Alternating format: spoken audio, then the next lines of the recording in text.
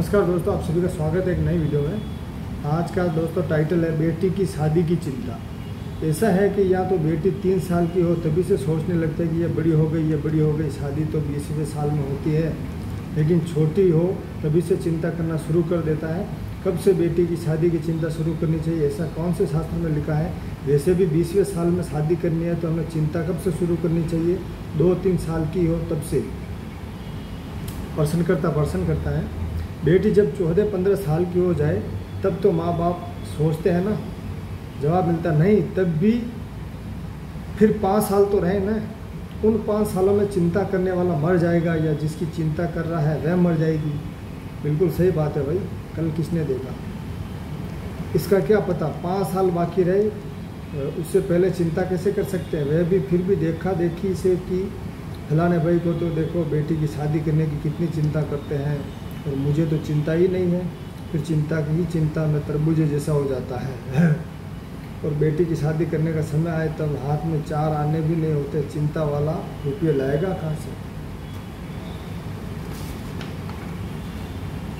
आपको चिंता कब करनी है कि जब आसपास के लोग कहने लगे कि बेटी का कुछ किया, तब आप समझना कि अब सोचने का वक्त आ गया है और तब से उसके लिए प्रयत्न शुरू करना चाहिए। ये तो आसपास वाले कुछ कहते नहीं हो और उससे पहले 15 साल पहले इससे चिंता करने लगता है। फिर अपनी बीवी से भी कहता है कि तुझे याद है कि हमारी बेटी बड़ी हो रही है और उसकी शादी करवानी आ रहे, अब बीवी को क्यों चिंता करवा रहा है? उस समय की चिंता। 17 साल पहले से बेटी की शादी की चिंता कर रहा है तो मरने की चिंता क्यों नहीं करता? तब कहेगा कि नहीं, मरने की तो याद ही मत दिलाना। तब मैंने पूछा कि मृत्यु को याद करने में क्या हर्ज है? मृत्यु को याद करके ही चलना चाहिए ताकि कोई गलत कायदे ना हो। तब मैंने पूछा कि मृत्यु को याद करने में क्या हर्ज है, आप नहीं मरने वाले क्या? तब कहा कि यदि मरने की याद दिलाओगे तो न तो आज का सुख चला जाएगा और आज का हमारा सारा स्वाद बिगड़ जाएगा। तब फिर बेटी की शादी को क्यों याद कर रहा है? तब भी तेरा स्वाद चला जाएगा ना। और बेटी अपनी शादी का सब कुछ लेकर आई है, माँ बाप तो इसमें निमित्त है। बेटी अपनी शादी के सभी साधन लेकर आई है, बैंक बैलेंस, पैसे सभी लेकर आई है। कम या ज़्यादा जितना खर्चा हो वह एग्जैक्टली सब कुछ लेकर आई है। बेटी की चिंता आपको नहीं करनी है। आप बेटी के पालक हो, बेटी अपने लिए लड़का भी लेकर आई होती है। हमें किसी से कहने नहीं जाना पड़ता। लड़का पैदा करना हमारी बेटी है, उसके लिए लड़का पैदा करना ऐसा कहने जाना पड़ता है क्या? अतः सारा सामान तैयार लेकर आई है। तब बाप कहेगा ये 25 साल की हो गई, अभी तक उसका कोई ठिकाना नहीं पड़ रहा, ऐसा है वैसा है। वह सारा दिन गाता रहता है, अरे वहाँ पर लड़का 27 साल का हो चुका है लेकिन तुझे मिल नहीं पा रहा, तो शोर क्यों मचा रहा है? सो जा न चुपचाप। वह लड़की अपना टाइमिंग वगैरह सब सेट करके आई है।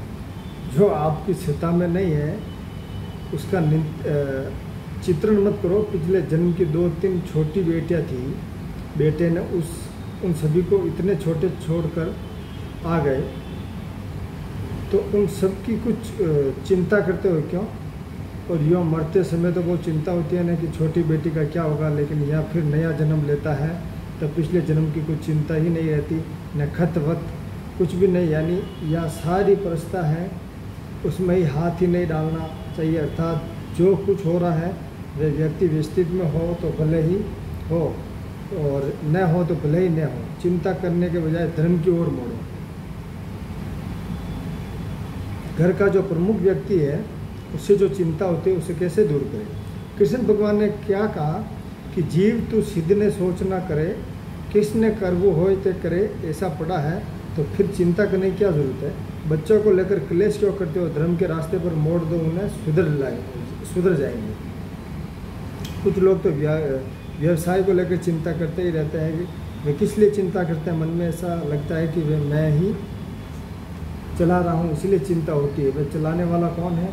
ऐसा कुछ साधारण भी किसी भी तरह का अवलंबन नहीं लेता, भले ही तू ज्ञान से नहीं जानता, लेकिन और किसी प्रकार का अवलंबन तो ले, क्योंकि तू नहीं चलाता है। ऐसा थोड़ा बहुत तुझे अनुभव तो हुआ है। चिंता तो सबसे बड़ा इगोइज्म है।